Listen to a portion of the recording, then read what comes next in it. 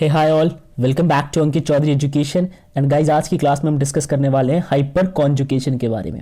ये जो टॉपिक है ये आपके ऑर्गेनिक केमिस्ट्री क्लास 11th का कायदे से लास्ट टॉपिक होगा, बिकॉज इसके बाद जितने भी टॉपिक है, for example type of organic reactions and mechanisms, methods of purifications of organic compound, ये सारे कुछ तो आप 12th में पढ़ोगे। जैसे कि टाइप्स ऑफ रिएक्शंस की बात की जाए तो मैं यहाँ पर लिखता हूँ टाइप्स ऑफ रिएक्शन। इसमें 4 टाइप्स आते हैं, ठीक है, 4 टाइप्स आते हैं। पहला टाइप है सब्स्टिट्यूशन, दूसरा है एडिशन, तीसरा टाइप है एलिमिनेशन और चौथा टाइप है आपका रीअरेंजमेंट रिएक्शन।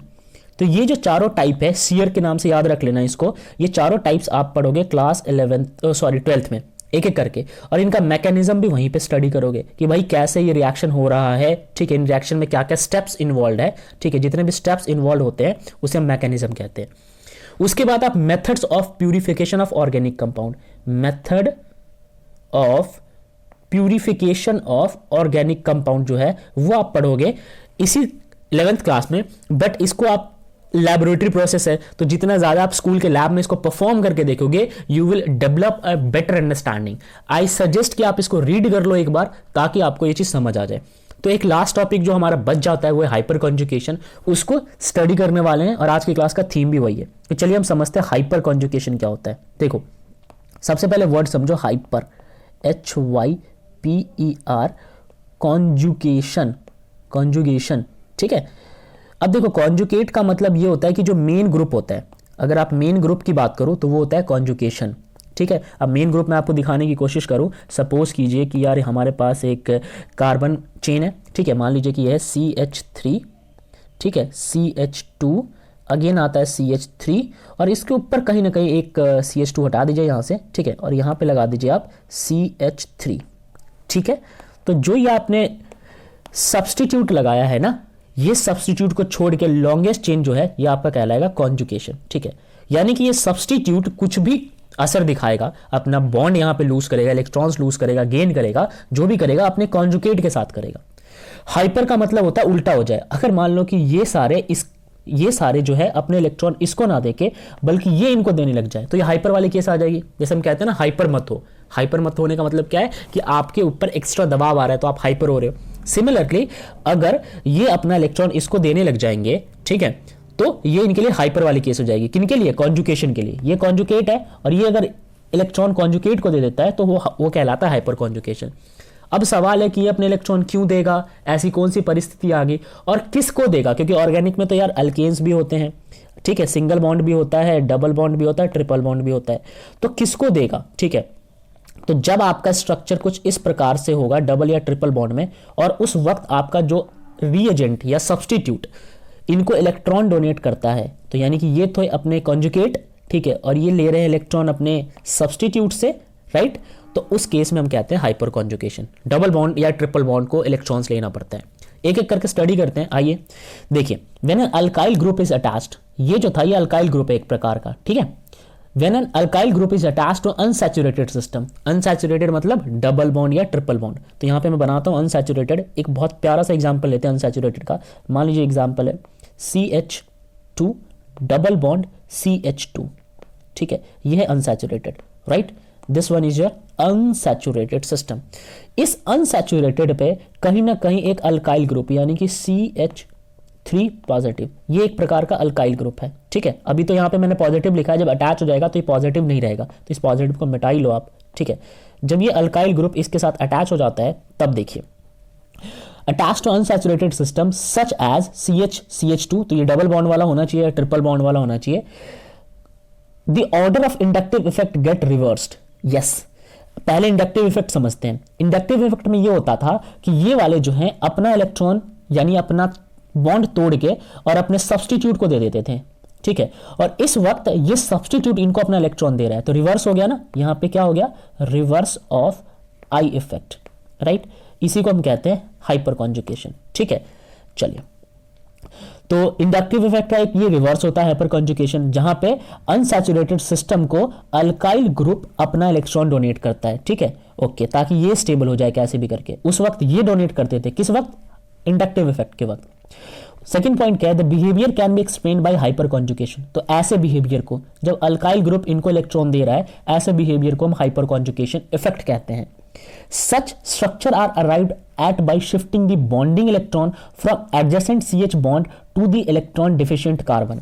ओके, क्या होता है कि जो अल्काइल ग्रुप होता है उसमें CH बॉन्ड होते हैं बहुत सारे। अब वो क्या करते हैं, जो अपना मेन चेन है उसमें जो भी कार्बन जिसके पास इलेक्ट्रॉन की कमी है उसको अपना इलेक्ट्रॉन देते हैं। जैसे मैं आपको यहाँ पे एग्जांपल देख करके बताता हूँ। मान लीजिए इसको करते हैं इरेज। अब देखिए यहाँ पे मैं लिख रहा हूँ CH2 double bond CH single bond, या फिर इतना ही लिख के इसके ऊपर आप एक, या फिर एक और, चलिए यहाँ पे लिखते हैं CH2 सिंगल बॉन्ड CH3।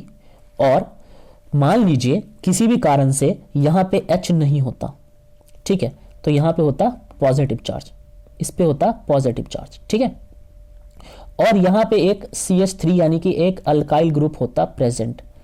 तो ये पॉजिटिव चार्ज अल्काइल ग्रुप देख रहा है, इसने सोचा यार ये ना स्टेबल नहीं है, क्योंकि दो बॉन्ड तो इधर से पूरे हैं, तीसरा बॉन्ड इधर से, बट अभी एक की कमी है, जो हाइड्रोजन था वो लूज कर चुका है।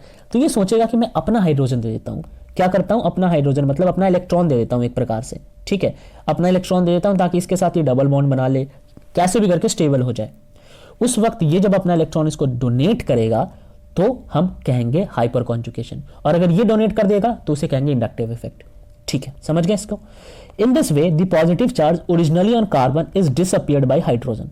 तो यहां का हाइड्रोजन जो है, एक हाइड्रोजन निकलेगा और इसके इलेक्ट्रॉन्स को इसको दे देगा और इसका पॉजिटिव चार्ज डिसअपियर हो जाएगा। जब आप इलेक्ट्रॉन्स ले लेते हो तो आपका तो चार्ज नेगेटिव हो जाता है। सपोज यार एक इलेक्ट्रॉन ले रहा है, यहाँ पे चार्ज नेगेटिव हो गया, ये पॉजिटिव और नेगेटिव न्यूट्रल हो गए, यहाँ का पॉजिटिव गायब। यही करना है हमें। This way of electron released by assuming no bond character in adjacent CH bond is called no bond resonance, right? इस वक्त है क्या, ऐसा नहीं है कि अपना बॉन्ड तोड़ के और इसको इलेक्ट्रॉन दे रहा है, ठीक है, ऐसा कुछ कर नहीं रहा, बस अपने इलेक्ट्रॉन को इसने पार्शियली डोनेट कर दिया, मगर होता ये हमेशा के लिए, ये हमेशा के लिए इसका इलेक्ट्रॉन ले लेता है। तो यहाँ पे कोई बॉन्ड वॉन्ड तो था नहीं इनके बीच में कि इलेक्ट्रॉन आया, इसका कोई संबंध नहीं था इसका, जस्ट ये इसके पास प्रेजेंट था और इस हाइड्रोजन ने इसको इलेक्ट्रॉन दे दिया। मान लो कि यार ये इसको अपना इलेक्ट्रॉन देता है तो ये तो बॉन्ड की वजह से देगा, बट ये हाइड्रोजन इसको इलेक्ट्रॉन देता है तो क्यों देगा, कोई बॉन्ड तो है नहीं, लेकिन फिर भी दे रहा है ये इसको, ठीक है। तो इस केस को हम कहते हैं no bond character of adjacent CH bond. कोई बॉन्ड नहीं था, इसके बगल वाले CH पे कोई बॉन्ड नहीं था, उसके बाद भी इसने इलेक्ट्रॉन इसको दे दिया, इस कार्बन को इलेक्ट्रॉन दे दिया। चलिए यहां समझते हैं हम। यहां पे एक स्ट्रक्चर है आपके सामने, देखिए ये स्ट्रक्चर है। अब आप स्ट्रक्चर को अगर ध्यान से देखेंगे तो मैं आपको बताता हूं इस स्ट्रक्चर को की जगह आपको मैं एक स्ट्रक्चर प्रॉपर बना के दिखाता हूं, ठीक है, वहां आपको ज्यादा बेहतर समझ आएगा। देखिए सबसे पहले आप बनाइए, यहां पे बारी है आपके कि एक CH3CH2 और यहां पे लाके छोड़ दीजिए। अब मुझे बताइए इसके ऊपर क्या चार्ज आएगा, पॉजिटिव चार्ज आएगा, राइट, ओके। तो इस वाले को थोड़ा सा एक्सपैंड करके लिखते हैं। तो इसको आप ऐसे लिख सकते हो CH H H C H और H, राइट।